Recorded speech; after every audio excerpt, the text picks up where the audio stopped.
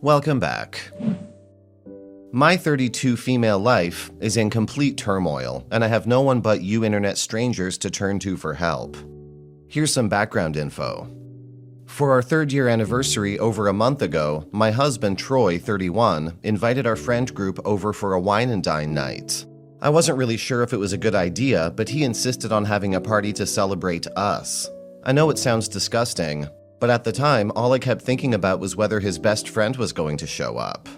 On a previous night where we all hung out, he was just giving me that look while he was dancing across the club, even mentioning for me to dance with him while Troy was throwing up in the bathroom.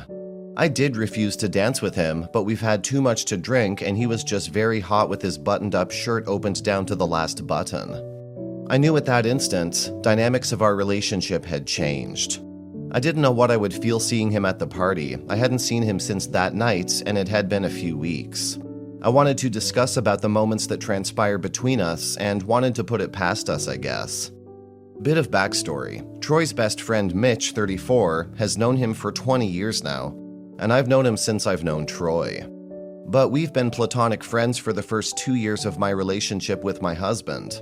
Then after the wedding, it felt like Mitch was scared to lose his best friend to a wife, so he traveled with us almost anywhere we went, and brought with him countless amounts of random women since he doesn't like to settle down with one woman. My feelings towards him were nothing more than a friend, but ever since that night in the club, things changed.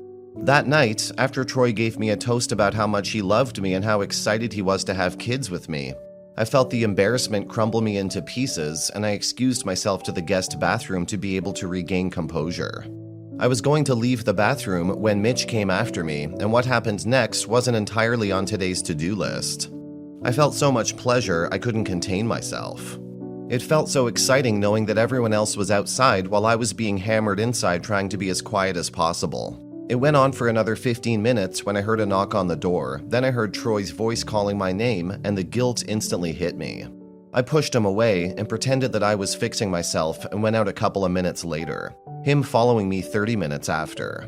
We made sure Troy didn't notice anything. The worst thing about this whole thing is that it wasn't just that one time. 2 days ago, a week after the party, he came over when Troy was working out late. He came and we took our time with it until I heard Troy come inside the room and catch us in the act. My husband had a full-on breakdown in front of us while we were lying naked in our bed and trying to cover ourselves up. It was horrifying. But he quickly righted himself and got very angry very fast. He beat up Mitch and kicked him out of the house at 1 a.m. stark naked into the -5 degrees night. Then turned to me and said I'd be spending the night on the couch. He gathered my stuff on the spot, then threw them out to the living room. I didn't have much of a choice and spent a restless 2 days on the couch, only to find him 48 hours later texting me on the phone with a drive link that had a PDF of a plane ticket and a letter. I opened the plane ticket that had my information on it. From New York to Orlando, a week from today. I couldn't believe that I destroyed a relationship that I built for 5 years, 3 being married, just for a 5-minute fling. What should I do? I still have a week to try and make this up for us. I can't live with my grandparents again. I can't disclose this to anybody. That's why I'm turning to you for advice. Please help me out. Edit. I tried to talk to him, but he's locking himself in the room, not going to work, not coming out to eat. It's been 36 hours since I got the plane ticket. I haven't eaten or slept. I haven't even changed my clothes because I don't want to make a mess outside in the living room. I don't know what to do. I knocked on his door the whole night. He's not answering. I can only hear the TV inside playing. Edit 2. He came outside, stood in the living room's doorway. I asked me if he ate anything and I told him I made 2 sandwiches and to eat them. He looked at them like they're gross and maggot-filled goop and walked back in without a word. Update 2. I woke up. It was the day before my plane took off. There were bags of new clothes and an envelope on the coffee table. I opened the bag of new clothes and found the rest of all my belongings, including my miniature collection. I cried my eyes out because it was becoming too real. He hasn't spoken to me and he comes home late. I prepare food for us, but I end up eating alone, and then wake up to the sound of him coming home and going straight to his room. We haven't had a single discussion. It's insane how it's all coming to such an abrupt end. I just wish I could know what's going on in his mind. Is he considering divorce? I hope to God not, because that would be a devastating blow that I would never ever recover from. Update 3. It's been a month since I was forced to leave our shared home to go stay at my grandparents' place. He hasn't spoken to me yet. I texted him over 500 times most probably. I'm very worried about him. He has blocked me everywhere, but my friend whom he still follows on Instagram says that he posts stories of him hiking with his work friends, which makes me less worried that he's not alive.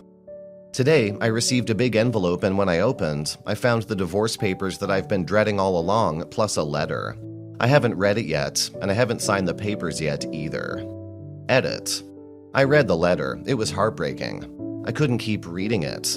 He was expressing how he felt towards the whole thing. He was describing details of how much he loved me and our life together. It was 3 pages long, and I couldn't get past page 1. Edit 2. I finished the letter. He said he was going to take this time off work and focus on his well-being, and he's going to block me everywhere. He said I should sign the papers and send it back to our address, but I don't want to. I just want him back. I feel like shit for sleeping with someone else other than my husband. It wasn't supposed to happen. I did it. I did this to myself. I really can't live without him. Edit 3. It's been 4 days since I got the divorce papers. I signed them. Comments. Honestly, this situation is a complete mess. You cheated on your husband with his best friend, not just once, but multiple times. And then he caught you in the act. I can't even begin to imagine the pain and betrayal he's feeling right now. It's good that you recognize your mistake, but it might be too little too late. He's obviously devastated and has taken the step to file for divorce. At this point, all you can do is respect his decision. Give him the space he needs to heal, and perhaps seek therapy for yourself to understand why you made such a destructive choice. Cheating is never the answer, and it can have severe consequences. I hope you've learned from this experience and won't repeat the same mistakes in the future. This is a heartbreaking situation, and it's clear there are no winners here. Cheating is a betrayal that can shatter trust in a relationship, and it's even more complicated when it involves a close friend. It's unfortunate that it reached this point, but sometimes the damage is irreparable. The best thing you can do now is respect your husband's wishes.